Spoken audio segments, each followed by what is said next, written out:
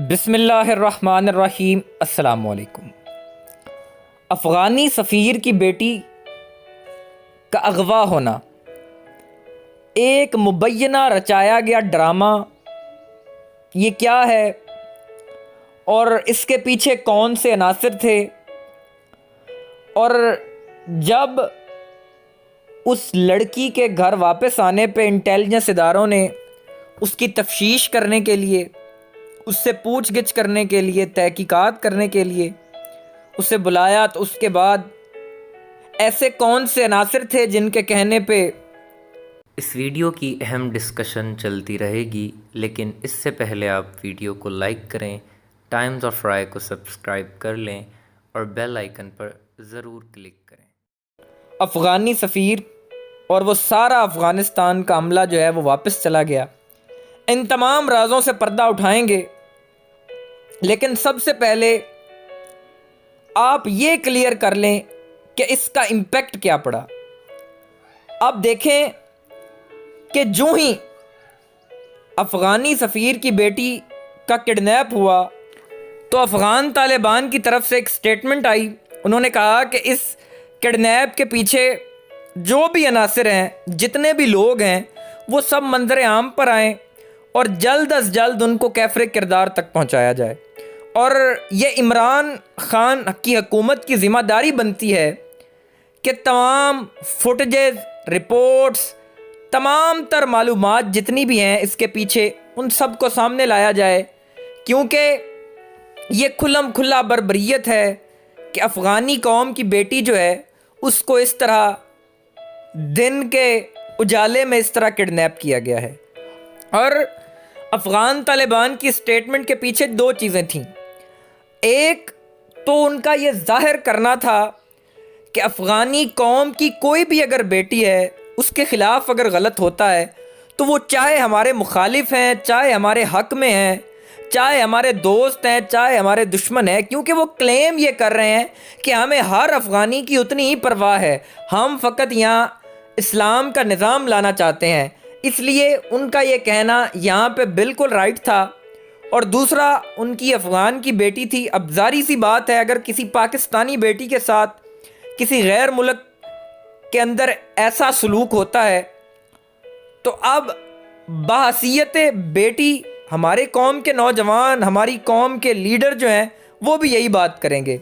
और दूसरा, वो ये दिखाना चाहते थे कि पाकिस्तान का हम पे कोई इन्फ्लुएंस नहीं पड़ता, हम पाकिस्तान की नहीं मानते, पाकिस्तान के कोई हाथ के हम लट्टू नहीं हैं कि पाकिस्तान हमें जिस तरफ चाहे घुमाए। वो ये चीज़ें ज़ाहिर करना चाहते थे लोगों पर। लेकिन ये जो पूरा ड्रामा रचाया गया, इसके पीछे मकसद क्या था? असल में मकसद ये था कि चंद ही दिनों बाद पाकिस्तान में होने वाली थी एक कॉन्फ्रेंस, अफ़गान अमन कॉन्फ्रेंस। अगर वो पाकिस्तान के अंदर हो जाती तो इसका अमेरिका को बड़ा नुकसान होना था, इंडिया को बड़ा नुकसान होना था। इसलिए उस कॉन्फ्रेंस को रोकने के लिए, आप तमाम को याद होगा कि 2011 और 2012 इस अदवार के अंदर अमेरिका जो था तब अफ़गान तालिबान को ढूंढ रहा था और कोशिश ये कर रहा था कि कोई बीच का रास्ता निकले, इनसे बातचीत हो। लेकिन बातचीत हो कहाँ? सबसे पहले जगह का तयन किया गया जी सऊदी अरेबिया में हो। लेकिन सऊदी अरेबिया, फिर उन्होंने कहा जी अफ़गान तालिबान जहाँ आएंगे हज उम्रा करेंगे। जब ऐसी चीज़ें करते हुए देखेंगे लोग, तो हम तो यही कहते हैं कि ये दहशतगर्द हैं, टेररिस्ट है, ये डिक्लेयर करते हैं। लेकिन जब ऐसी चीज़ें करेंगे तो लोगों पे एक तासुर जाएगा, एक अच्छा इमेज बनेगा। उसके बाद क्या ज़ाहिर हुआ जी, पाकिस्तान उस कॉन्फ्रेंस को होस्ट करेगा। लेकिन फिर भी ये कहा गया अगर पाकिस्तान में होती है तो पाकिस्तान का बड़ा इन्फ्लुएंस होगा, पाकिस्तान के साथ चाइना का भी होगा, लिहाजा चाइना और पाकिस्तान की वजह से पाकिस्तान को भी होस्ट ना करने दिया गया। फिर सोचा टर्की को दें, लेकिन टर्की को भी बाद में ना कर दिया गया। और आखिर में बारी आई कतर की कि कतर में किया जाए, क्योंकि वो एक न्यूट्रल कंट्री है, उस पर किसी का इन्फ्लुएंस नहीं है। वो अलग बात है, इनका अपना तो इन्फ्लुएंस वहाँ रहता ही, लेकिन हमारी तरफ से इनकी तमाम साइडें सेफ थी कि पाकिस्तान का भी नहीं है, चाइना का भी नहीं है। इस तरह उस मुल्क को चूज़ किया गया। तो इसी तरह की एक कॉन्फ्रेंस अब होने जा रही थी, अफ़गान अमन कॉन्फ्रेंस। तो उस चीज़ को रोकने के लिए ये सारा ड्रामा रचाया गया कि जी पाकिस्तान तो अफ़गानियों के लिए सेफ ही नहीं है।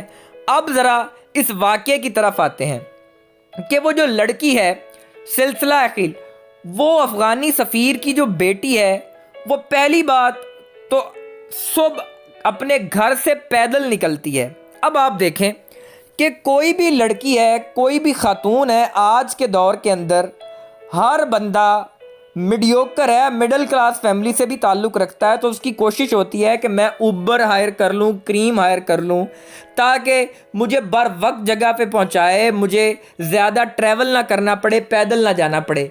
इस लड़की ने नंबर 1 तो ऐसी कोई चीज़ नहीं की, ये वहाँ से निकली है पैदल। उसके बाद थोड़ी दूर जाने के बाद इसने एक रैंडम टैक्सी हायर की है, उबर क्रीम की नहीं की। अब यहाँ देखें, अगर उबर या क्रीम की जाती तो वो तमाम डाटा चेक हो जाता है, तमाम चीज़ें रिकॉर्ड पे आ जाती हैं कि पैसेंजर कहाँ से बैठा, कितने बजे बैठा, कहाँ उतरा, तमाम ड्राइवर जो होते हैं वो उसको लोकेट कर लेते हैं, तमाम चीज़ें पता चल जाती हैं। अगर ऐसा किया जाता, क्योंकि इसके पीछे ड्रामा और था, नेचुरल चीज़ तो ये थी नहीं कि जनाब रैंडम टैक्सी ले लिए, ऐसा तो था नहीं, ये पूरी प्लानिंग के साथ किया जा रहा था। अगर उबर या क्रीम हायर होती तो वो सारा रिकॉर्ड आ जाता। तो उसके बाद ये इंटेलिजेंस इदारों की रिपोर्ट्स के मुताबिक जो कहानी थी कि वो घर से निकली, उसके बाद उसने एक रैंडम टैक्सी हायर की, उससे वो खड्डा मार्केट गई, उसके बाद फिर वहाँ पे थोड़ी देर रहने के बाद उसने एक और टैक्सी बदली, यही नहीं कि वही टैक्सी, फिर एक और टैक्सी से होते हुए वो लड़की गई है रावलपिंडी के एक शॉपिंग मॉल में, वहाँ वो फिरती फराती रही है और फिर वहाँ से टैक्सी लेके फारिग घर आ गई। अब ये सारा मामलात हुए, इंटेलिजेंस इदारों के पास वो तमाम रिपोर्ट्स भी मौजूद थी, ये सारी चीज़ें मौजूद थी, उनके पास तमाम फुटेजेस मौजूद हैं। ये सारा मामला, ये कहानी तब खुली जब इन्वेस्टिगेशन हुई। लेकिन उसकी दूसरी तरफ तस्वीर का जो दूसरा रुख है, जो लड़की आके कहानी सुनाती है, वो कहती है जी मैं घर से निकली, मैंने एक रैंडम टैक्सी ली और उस टैक्सी पे जब मैं बैठी तो थोड़ी दूर जाके एक ड्राइवर जो था उसने एक और आदमी को बिठाया। मैंने वहाँ पे एहतजाज किया, मैंने कहा कि जनाब आप ये किसी और बंदे को क्यों बिठा रहे हैं, टैक्सी मैंने हायर की हुई है। तो वो बंदा जो था वो मुझे मारने लग गया, उसने कहा जी तुम्हारा बाप जो है वो कम्युनिस्ट है, इसी तरह उसने मुझे मारा, मेरा गला दबाया, उसके बाद मैं हो गई बेहोश। जब मुझे होश आया तो मैं कूड़े के ढेर पे पड़ी हुई थी।